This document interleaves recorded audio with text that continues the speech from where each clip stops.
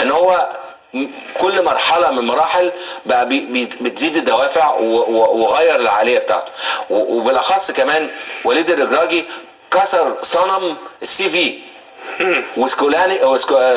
وسكالوني كسر صنم السي في، لان هو مدرب منتخب الارجنتين اللي اخذ كاس عالم، اعتزل 2015، اخذ كوبا امريكا 2018 ولا مش عارف 2020، واخذ كاس عالم 2022.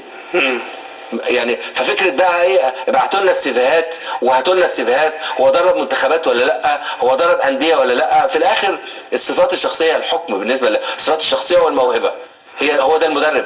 انما الرجراجي نفس الموضوع، اول مره يمسك منتخب، هو وماسك منتخب المغرب قبلها باربع خمس شهور، مش من بعيد قوي. عنده خبره شويه مع الوداد، مع الفتح الرواطي، مع الدحيل القطري، صنم بقى السي في والتاريخ، وضرب منتخبات ولا لا، وفي المنطقه العربيه درب ولا لا، اصل هو بعيد عن الثقافه وبعيد عن، مفيش الكلام ده، مفيش الكلام ده، خلاص خلصنا بقى من الموروثات اللي هي بتحصل. بالعكس انت ممكن تكون مدرب جديد وعندك الصفات الشخصيه وعندك الموهبه وعندك انك انت ازاي تقدر انك انت تجمع لعيبه، عندك رؤيه معينه. خد بالك اسلام، المدرب موهبه وصفات شخصيه، ثم بقى تتكلم بقى على دراسات وتتكلم على خبرات وتتكلم على تجارب وتتكلم على كذا. انما لو ما عندكش مصر مدرب وطني يمتلك الصفات الشخصيه والموهبه اللي تخليه يبقى مدير فني للمنتخب فتره من الفترات، مش لازم دلوقتي. حسام حسن انا شايف الحقيقه من المدربين الجداد، في جداد. لا قول لي اسم، يعني لو حسام حسن يبقى خلاص يعني. هل في حد تاني؟ حسام حسن اتمنى ان انا اكون في يوم من الايام في نفس الموقف، ممكن اتمنى. انما في الوقت الحالي حسام حسن يعني. بس انا شخصيا بستنى اليوم ده، ان هو جاي يعني، مش قصدي جاي غصبا عن حد يعني، بس جاي اللي هو طموحي يعني هيجي انا بسعى ليه يعني، مش لازم يجي النهارده، يجي بكره، يجي بعد بكره، بس انا بسعى ليه.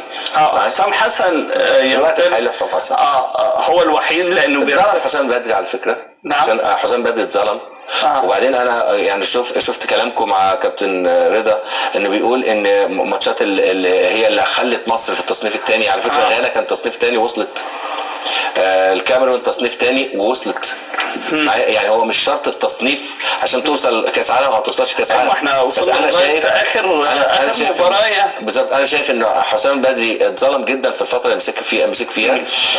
واعتقد لو كان اخذ يعني المسانده، مش المسانده، عدم النقد يعني. هو حتى اعتقد ان هو ما كانش محتاج مسانده، انما عدم النقد كان ممكن يوصل. هل ازمته مع النادي الاهلي في فتره من الفترات هي اللي تسببت في عدم مساندته في المشكله المنتخب؟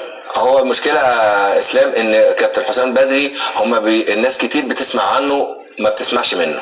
بالظبط. فهو في الاخر اخبار وانطباعات متداوله من غير ما حد يسمع منه، من غير ما حد يتكلم عنه، من غير ما حد يتكلم معاه. هو راجل محترم جدا، وراجل نظيف، وراجل محترم جدا، وراجل بيفهم، وعلى فكره راجل ودمه خفيف جدا، ولذيذ جدا، وشخصيه ظريفه جدا، وعنده خبرات كويسه قوي، ويعني بس كل الناس بتسمع عنه. اصل كذا، ما حدش اتعامل معاه، ولا حد اتعامل معاه، ولا حد سمعه، ولا حتى الاعلام ادوله فرصه ان هو يتكلم يعني، او ان هو يقول ويعبر عن نفسه ويتكلم عن نفسه. فانا شايف الحقيقه كابتن حسام بدري اتظلم جدا في الفتره اللي مسك فيها. وكابتن حسام حسن اعتقد ان هو يقدر في يوم من الايام انه يكون مدرب منتخب مصر. لكن هل المنتخب بعد شويه ممكن طارق مصطفى. بعد شويه ممكن طارق مصطفى بعد